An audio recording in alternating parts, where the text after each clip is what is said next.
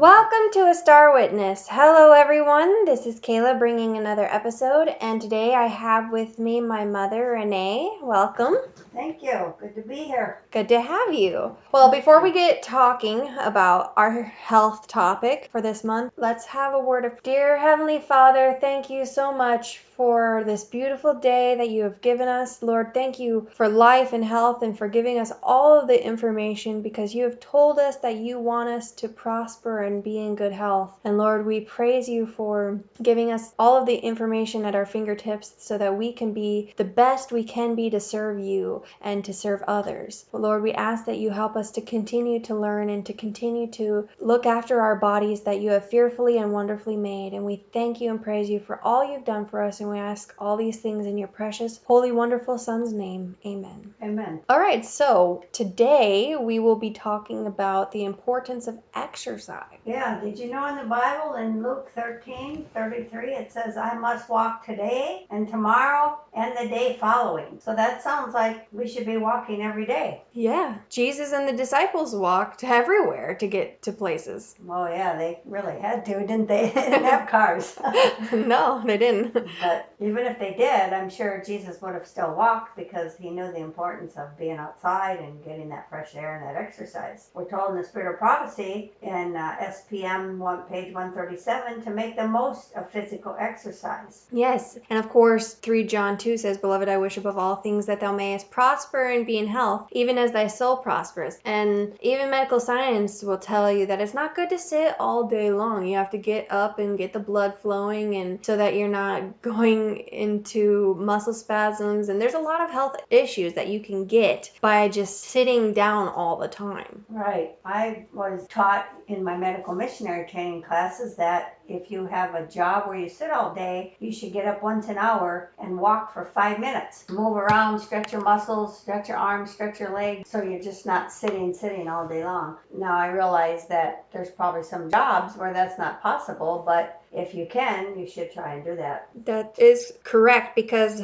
we'll probably get into this later on, but there are a lot of side effects for when we don't exercise. MH 127.1 says, disease is an effort of nature to free the system from conditions that result from a violation of the laws of health. In case of sickness, the cause should be ascertained. Unhealthful conditions should be changed. Wrong habits corrected. Then nature is to be assisted in her effort to expel impurities and to reestablish right conditions in the system. And what are those habits that we can correct? The next quote says the very thing. Pure air, sunlight, abstemiousness, rest, exercise, proper diet, the use of water, trust in divine power. These are the true remedies. Every person should have a knowledge of nature's remedial agencies and how to apply them. It is essential both to understand the principles involved in the treatment of the sick and to have a practical training that will enable one rightly to use this knowledge. Right. We're also told that we should educate ourselves not only to live in harmony with the laws of health, but to teach others the better way. Child Guidance, page 361. So that's what we're trying to do today, is to teach others a better way. And to become more intelligent in regard to the laws of life, which we're told in 11 MR 187.3. Right. We need to educate people in regard to the laws of life so that they may know how to preserve health. And that's in General Conference Daily Bulletin, January 30th, 1893, paragraph 2. So why? So that they know how to preserve health. And why should they know how to preserve health? Because we're told it's the duty of every person, for his own sake and for the sake of humanity, to inform himself in regard to the laws of life and conscientiously to obey them. Ministry of Healing, page 128. Also, 7 Testimonies 137.1 says, true religion and the laws of health go hand in hand. It is impossible to work for the salvation of men and women without presenting to them the need of breaking away from sinful gratifications, which destroy the health, debase the soul, and prevent divine truth from impressing the mind. So those people who tell you that health is not important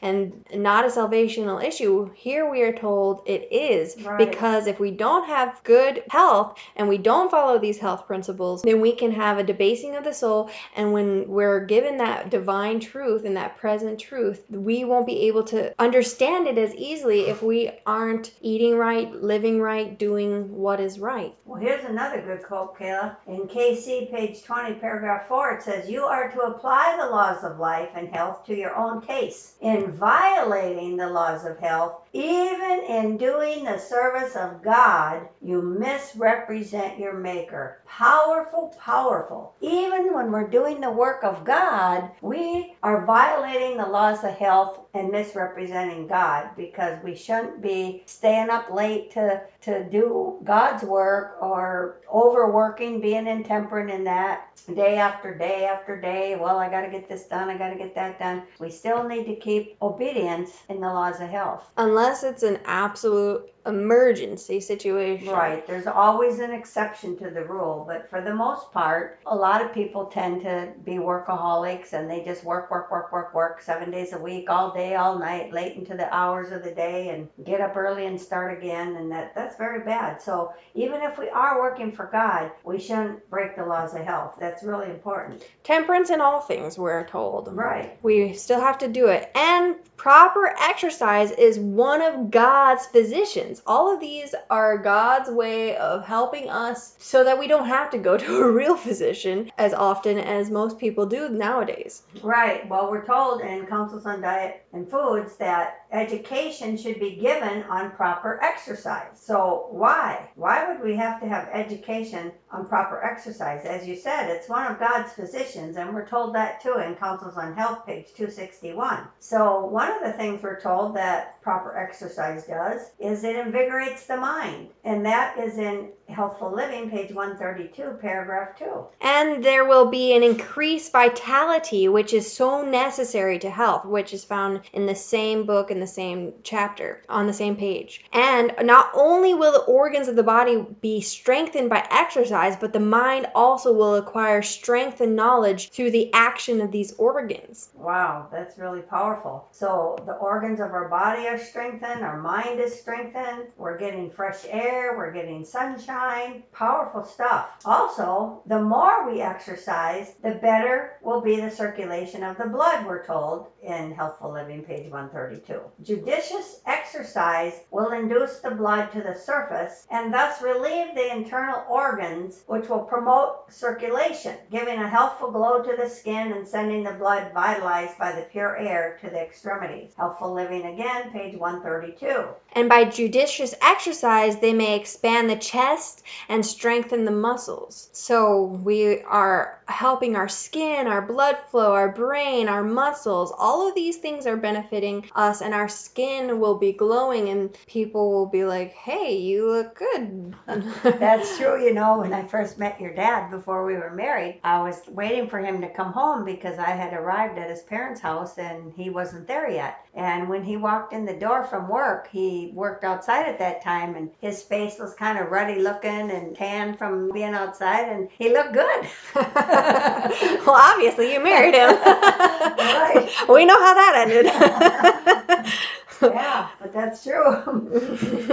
It is true. When you're outside, you have that glow because the sun beats on you. You have fresh air exercise. That's why it's good to go out in the garden. It gives you good exercise. It gives you fresh air, and it gives you sunshine. So all of those things are incorporated into it, which is amazing. And moderate exercise every day will impart strength to your muscles, which without exercise become flabby and enfeebled. In a short time, you will so realize the benefit of exercise and pure air that you would not live without these blessings. That's in Second Testimonies, page 533. You know, that is really true, because if I have to miss my walk because of rain or something that comes up, can't walk. I mean, I do have a treadmill and I do use that, but I'm just saying, if something ever comes up, I miss it. I feel it. It's like, man, I didn't walk today. Something's not quite right. So it's really true. The more you do it, the more you realize the need you have for it.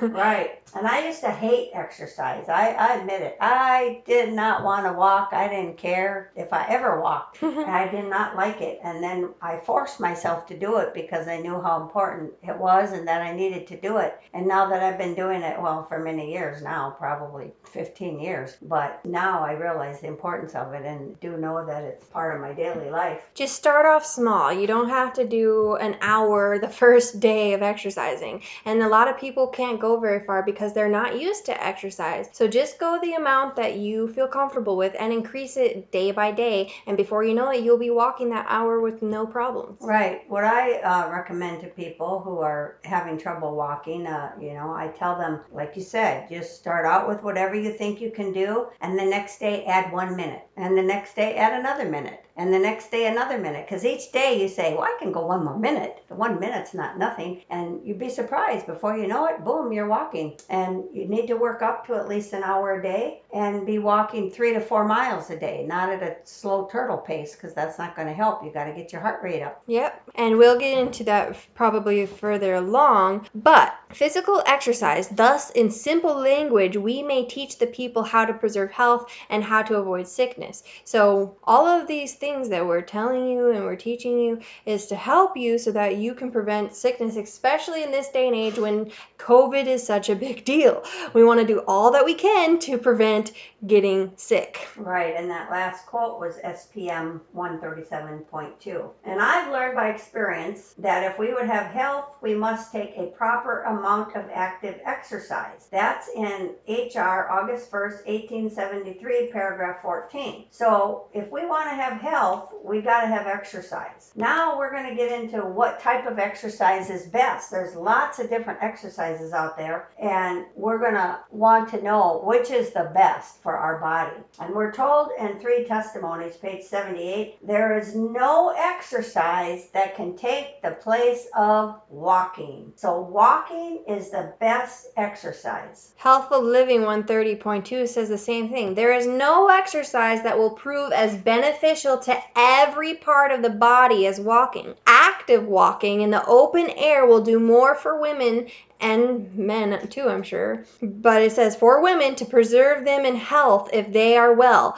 than any other means. Walking is also one of the most efficient remedies for the recovery of health of the invalid. The hands and the arms are exercised as well as the limbs. Isn't that interesting? Yeah, it's true. When you're walking, your arms are going back and forth. You're moving them. And if you have someone to walk with, you're probably more active because you're talking and your hands are moving more. But you're in the open air, you're walking, you're moving, and it's beneficial. That's amazing how it says that it will help with the recovery of the invalid. And I know it's true because I've heard of people saying where they have loved ones who are in the hospital or in a nursing home, and they'll take them outside for a walk or put them in their wheelchair if they're able to walk, and they start smiling and they seem happier. It's because they've gotten outside and gotten some sunshine and some fresh air and some exercise. Yeah, and why is walking the best? We're told that in the very next quote in Testimonies for the Church, volume 3, page 78. You want to read that? Yeah, it says walking in all cases where possible is the best remedy for diseased bodies because in this exercise all the organs of the body are brought into use. That is amazing. Just a simple thing as walking.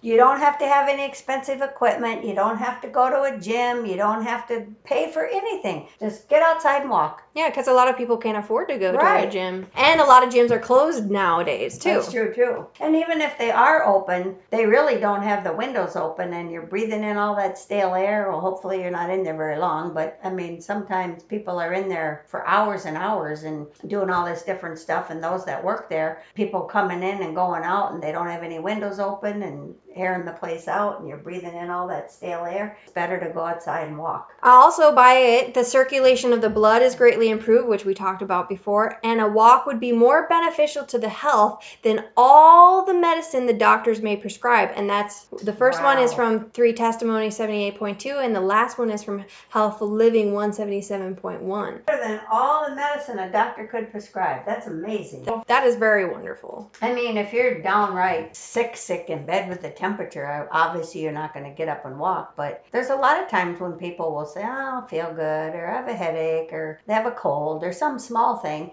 and just get up and go for a walk. quit whining and complaining about your illnesses and gripes and moaning about whatever's wrong, and go for a walk. A merry heart does good like a medicine, That's the right. Bible says. Exactly. Obviously, we know there's times where you can't do that. But now let's talk about running. What about running? You know, medical science is now showing that running on a regular basis can produce what's called a runner's heart, which is an enlarged heart. And running on a regular basis can have a very negative effect on your joints, your tendons, and your ligaments. So it is best for adults to run when necessary, like if you're in a fight or flight situation, you know, trying to catch your airplane or running from a fire or an animal or something like that. Of course you're going to run, but we're talking about on a regular basis. There's people who get out and run every single day, and that's just not healthy. You're better off to be walking. Yeah, it can also affect your joints and tendons like we were talking about, and a lot of these athletes have to retire at a young age because they can no longer do it because of all of the years that they have put into it, and it just wears out your body fast. Right. And the aches and pains, it's just not worth it. Just get out there and walk. You don't have to run a marathon. We're going to talk about lifting weights. A lot of people lift weights, and we're told that there's great danger of overdoing the lift cure, which is simply weightlifting. A lot of people overdo it. They do too much. They want all these muscles, and I think it looks gross. I've seen pictures of people who do all this weightlifting and they got all these muscles bulging out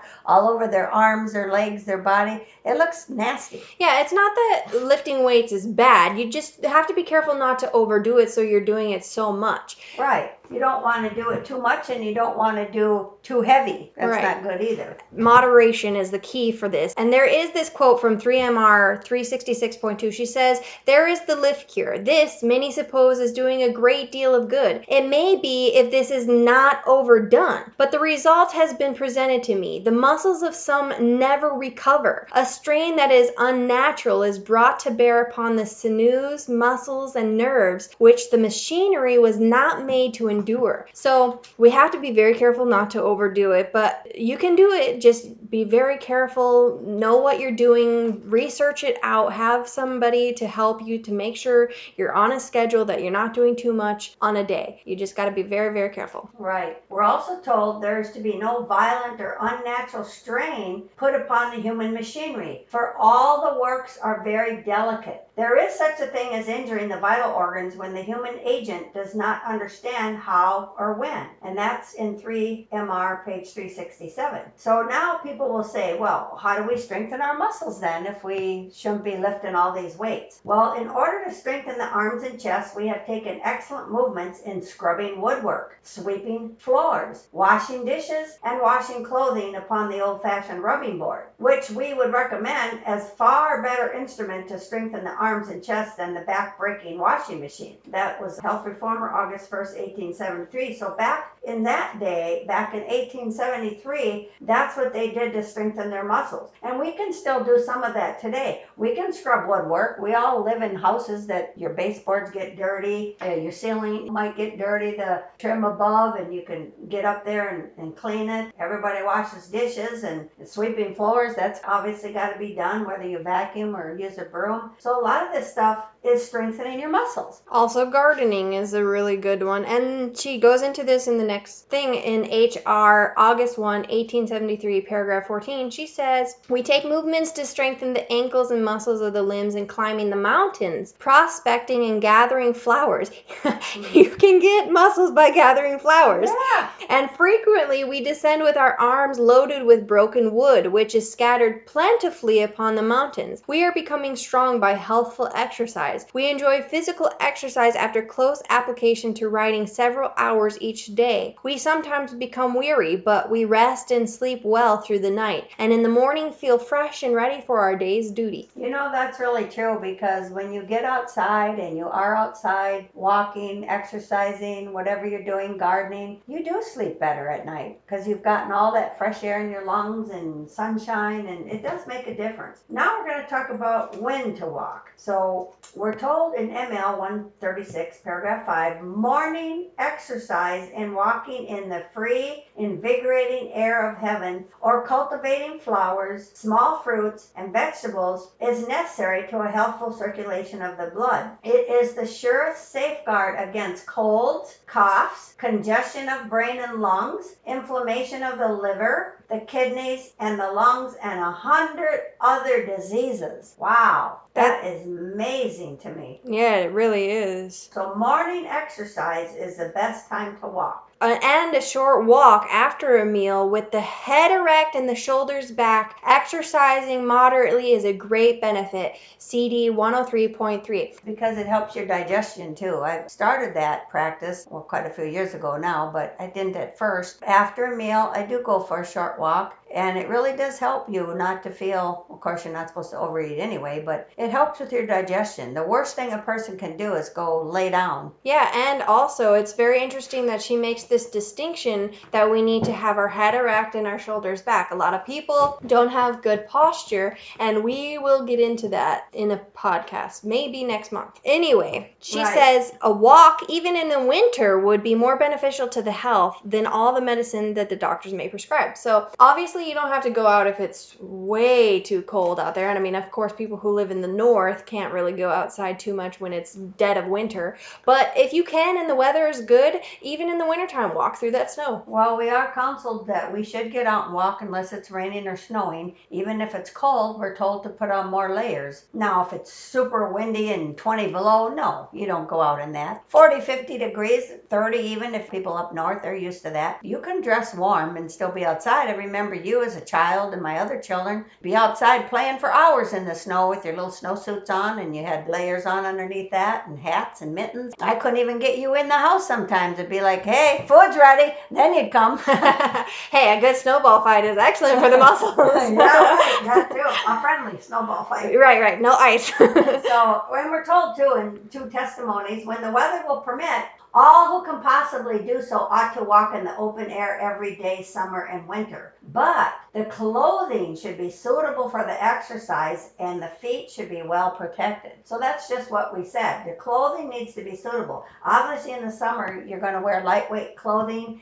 and it needs to be 100% cotton. Again, you don't want to be wearing all this polyester and all these mixed fabrics because they make it so the body can't breathe. And you don't want to be out there in the summertime wearing that kind of stuff and not having your pores be able to breathe. Right. So anyway, now let's talk about where to walk. Well, we've kind of been talking about that throughout this thing, and the best thing we can do is we should practice exercising out of doors to walk and do gardening and do all that stuff, and that's found in 3 Testimonies 78.1. So when we go outside, then that is a wonderful exercise because we're getting all those benefits which we talked about before. You're getting sunshine, fresh air, and exercise. That's 3 things all at once. Yeah, and it says those who accustom themselves to proper exercise in the open air will generally have good and vigorous circulation. ML 136, paragraph 4 and paragraph 6 says go out and exercise in the open air every day, even though some things indoors have to be neglected. So ignore something indoors and get out there and walk. Our health is more important. Those other things can be put aside for another time. Exactly. What's more important? If we don't have our health, we won't be able to do the other things that we have to do indoors.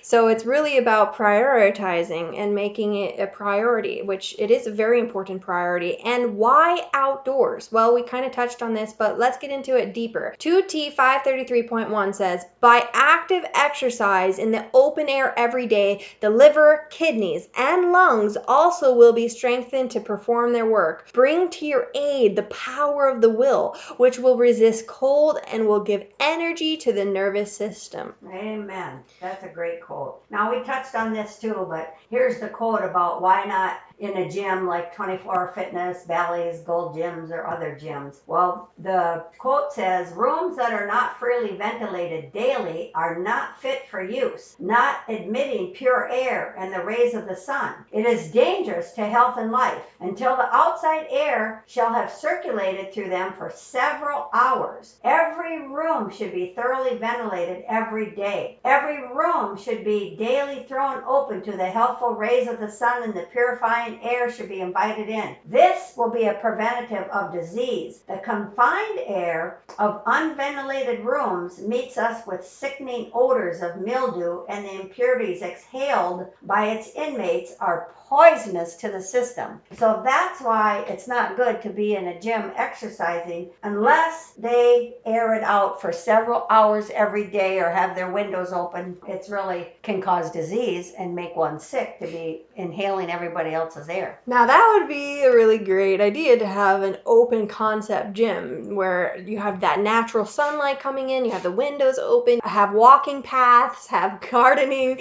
just have this extraordinary building where you could do that. When in case of rain or bad snow, you can have the indoor options. Well, that reminds me, my medical missionary teacher told me that when she lived in California, she got an invitation to go to this gym by a friend. And she's like, nah, I don't really like to go to gyms. And they're like, why? And they kept pushing her. And she didn't want to hurt their feelings or insult them, but she finally came out and told them why and shared these reasons with them. And they said, wow, we never thought of that. So they had this big garage door like in the back of the building, and they started leaving it cracked like an inch so that fresh air would constantly be coming in. And they did that because of what she shared with them. That was amazing. Of course, they locked it up at night, but when they were there during the day, they started leaving it open so nothing could really get in. No animals, no dog or cat or anything like that, but yet the fresh air was coming in. That's really good. Yeah, it was. Well, studies show that exercise outdoors in the sunshine can also strengthen our heart 100 times more than working out in a gym. According to studies, exercising outdoors has a more positive effect on the heart. That's very interesting. Right. 100 times more. Wow, that's amazing. It is amazing. So if you do go to a gym, try to get outside as well in that fresh air. Now, we touched about this a little bit, but here is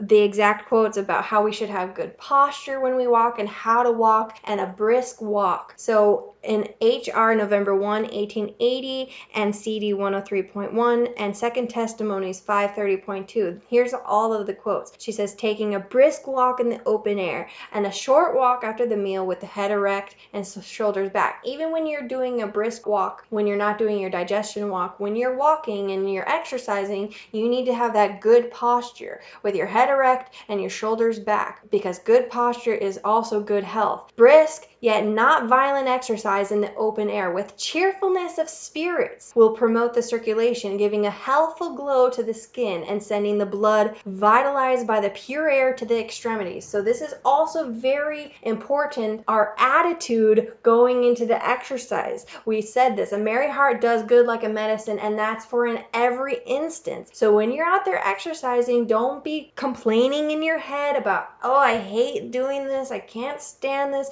I wish I didn't have to do this. That's not going to help you improve your health. You need to have that cheerful countenance and be like, yes, this is doing my body so much benefit. I'm going to feel so invigorated after this. I can't believe that I get all of these wonderful benefits while I'm walking and doing something so simple. We needed to have that cheerful countenance. And it's nice to have a walking partner or somebody who can encourage you, even if they don't live by you. If you have a good friend or family member that can encourage you with your exercising and all of that, it's really great to talk to somebody. Or if you have a dog, dogs love to go out and walk. Oh, dogs are wonderful too. Well, why not violent exercise? Why not get out there and do this violent exercise when you're done eating? Because you want to burn those calories, right? Well, wrong. Councils on Diet and Food says to engage in deep study or violent exercise immediately after eating hinders your digestive process. So that's why you don't want to do that. Too much exercise too quickly is more dangerous than no exercise at all. So after you eat, you just want to do a short, slower walk and do the violent exercise maybe an hour when you're done eating, or of course definitely before you eat. Okay, now according to Lee Wellard, who is at Wildwood Lifestyle Center, when a person exercises too vigorously, the body can produce blood clots, and it will affect fibrinolysin, which is an enzyme that has a role in blood clotting. So when this gets affected, it can lead to heart attacks. Remember, 1 Corinthians 9:20 125 says, every man that striveth for the mastery is temperate in all things, and that includes exercise. Yeah, we don't want to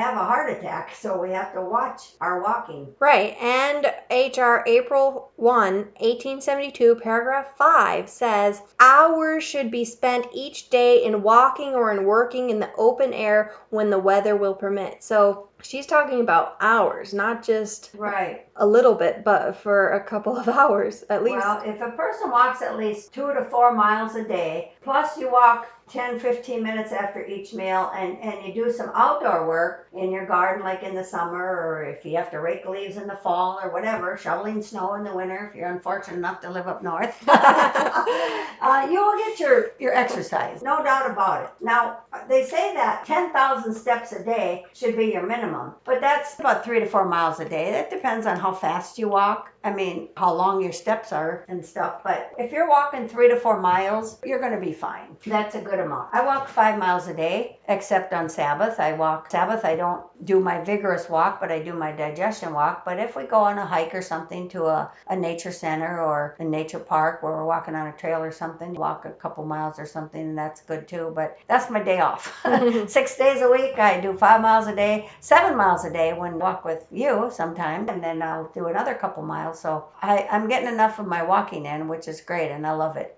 I feel good doing it. Right. So now we need to know about how often. Well, proper exercise daily, it says, with taking full inspirations of good air combined with plain, nourishing diet, free from grease and spices, avoiding pastry and unhealthy condiments, will do much to restore health to the invalid. Those who would enjoy the blessings of health and strength must have a proper amount of exercise daily. That's true. Also, I wanted to mention that you have a wonderful resource at your fingertips, which is modern technology. So there are apps that can remind you, timers that can go off, programs that are available to help you to know how much you do lift weights, how much to do it, when to do it so you're not doing all at once, when to go outside, timers for drinking water to help remind you to go outside, and when to do all of these things. So we have a wonderful resource that we need to use more often. So get apps for a water app, get apps to remind you to go walking. All of these things are a wonderful way to help keep you on a schedule, to keep it all booked,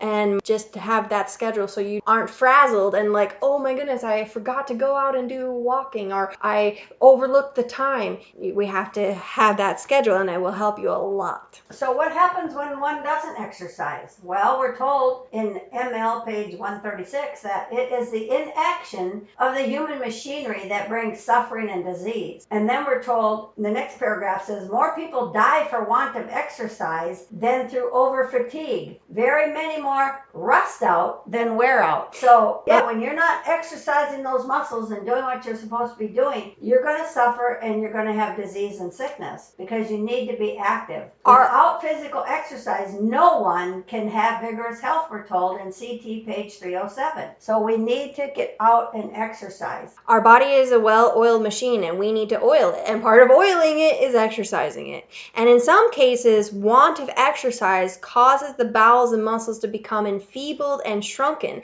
And these organs that have become enfeebled for want of use will be strengthened by exercise, which is in 3 Testimonies 78.2. Also, if one doesn't exercise, we're told in 3T 76 that they fear they will be made worse if they labor or exercise. When this is just the change, they need to make them well. Without this, they can never improve. Wow, that's amazing. A lot of people think, oh yeah, I can't exercise. That's going to make me feel bad. And that's wrong. That's false thinking. Right. Turn that around and get out there and walk. It'll make you feel better. Now, what about those people who have jobs that sit all day? For instance, ministers, teachers, and students do not become as intelligent as they should in regard to the necessity of physical exercise in the open air. They neglect this duty, which is most essential essential for the preservation of health. They closely apply their minds to books and eat the allowance of a laboring man.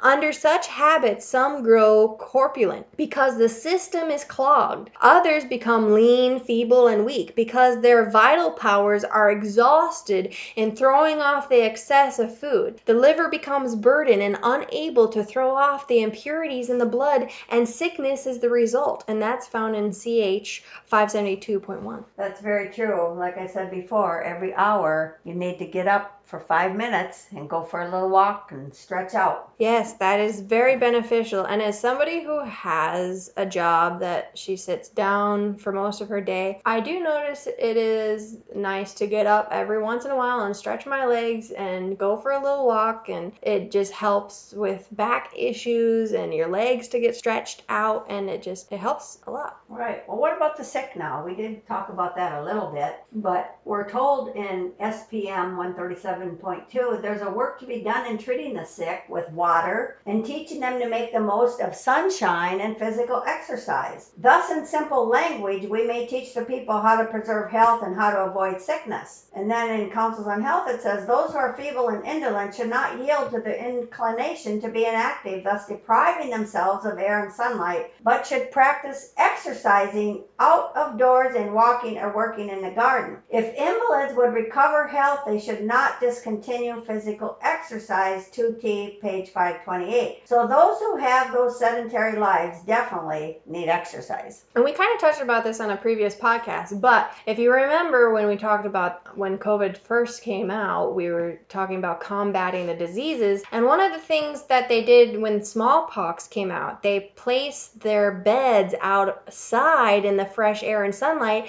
and they discovered that those patients that got the fresh air and sunshine recovered remarkably faster than the ones who were left indoors with stagnant air. Right. One more thing to know about exercise, and we're told in CT page 308, the greatest benefit is not gained from exercise that is taken as play or exercise merely. There is some benefit in being in the fresh air and also from the exercise of the muscles. But let the same amount of energy be given to the performance of useful work, and the benefit will be greater. Right. We get blood circulation equalized, blood circulation quickened, expels impurities, body organs strengthened, and these are all of the benefits of exercise. Right. The bowels are strengthened, the brain is relieved of weariness, your digestion is aided, disease is prevented, person who are diseased are helped, your diseased stomach is relieved, your digestive organs are helped, your healthy tone to your skin we talked about. And the entire human system is invigorated. Girls are improved in their mind and body, and also men too. It gives life and strength to invalids, and your kidneys are strengthened, and your liver is strengthened, and your lungs are kept in good working condition. And strengthened as well, yes. And your mind is influenced healthfully, your muscles are given tone, your muscles are strengthened, you recover from sickness faster. It's a remedy for disease, your skin has a healthful glow, waste matter accumulating in your system is worked off. And also, youth is protected from secret vice, and blood sent to your extremities, beneficial in treating colds, and especially now that cold and flu season is upon us. This is wonderful to know. Nerves of sick people are also benefited by exercise, and it also helps to regain your body heat, and your sleep is better induced. We have references for all of that, what we just said. It's all in the spirit of prophecy. Right. Now, the people who need exercise, I would say everybody, wouldn't you? Yeah, everybody in this world needs exercise. There's Right. not one person in this world who doesn't. And we're told brain workers, children, doctors, indoor workers, invalids, ministers, people employed indoors, school children, sick people, mentally ill, speakers, students, teachers, young women, youth, men, old men, young men, boys, everybody needs exercise. Even people who are in a wheelchair are given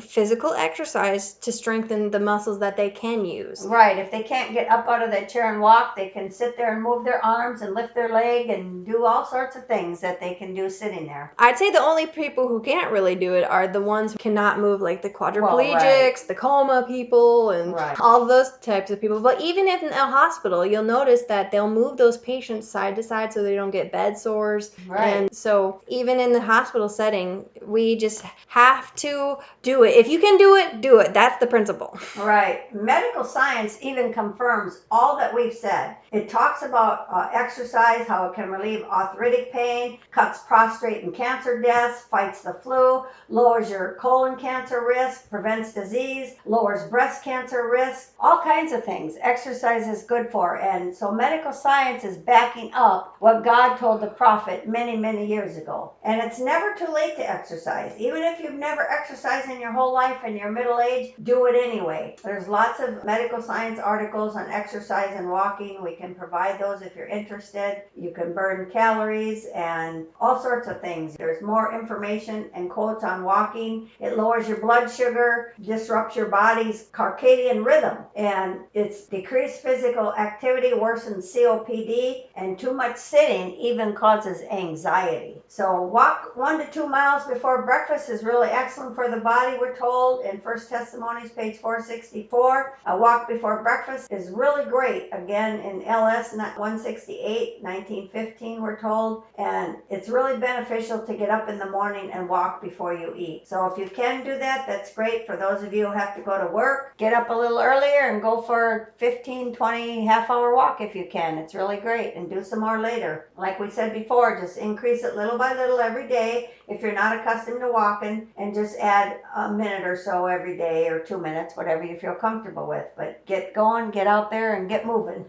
Yeah, you may be doing a little bit at first, but then you'll be strengthened and you'll be able to increase it. And before you know it, you'll be walking circles around other people. Right. Well, we're told in Ministry of Healing, page 240, he may be able to do but little at first, but he will soon find his strength increasing, and the amount of work done can be increased accordingly. That is good news indeed. Sure is. So to sum all of this up, exercise is vital. Right. And we need it every single day, even on the Sabbath. But like you said, in a more relaxed state, go for a hike, go on a nature walk, just go outside and enjoy the nature that God has created. And speaking of exercise, you and I need to get out and go for a walk. Yes. With that being said, remember what it says in Matthew 5:16, let your light so shine before men that they may see your good works and glorify your Father which is in heaven. Now that you know about exercise, go and tell other people about it. And we're going to go to take a walk now after talking about all of that wonderful exercise. Thank you for coming on with me and talking about this, Mom. You're welcome. Glad to be here. With this being said, let your light so shine so that you are a star witness for the Lord.